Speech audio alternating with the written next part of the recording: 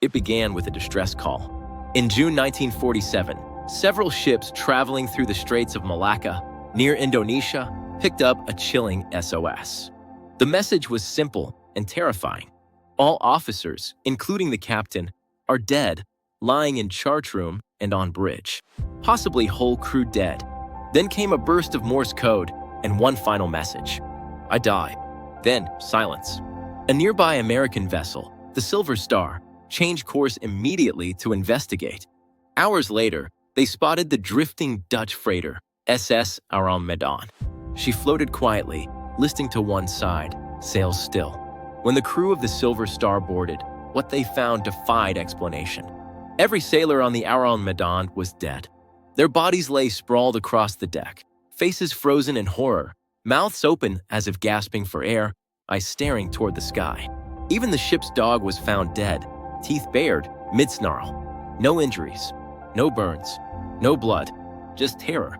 The radio operator who sent the final message was found seated, still gripping his equipment, his face locked in the same ghastly expression. The Silver Star's men searched for survivors, finding none. Then, as they prepared to tow the ship back to port, smoke began rising from the lower decks. The boarding crew escaped just in time.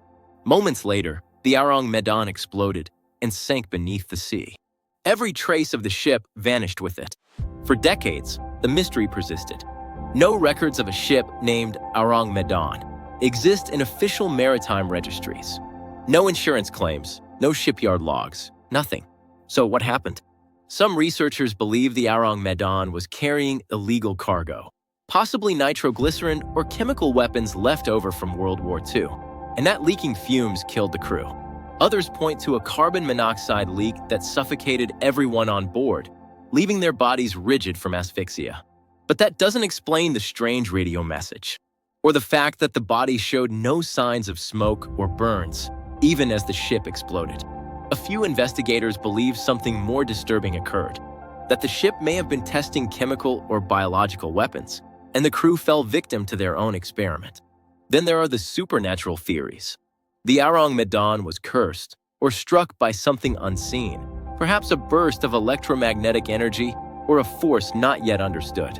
What makes it stranger is that the story appeared in official U.S. Coast Guard documents and newspapers in the late 1940s, suggesting that, at least once, someone took this ship very seriously.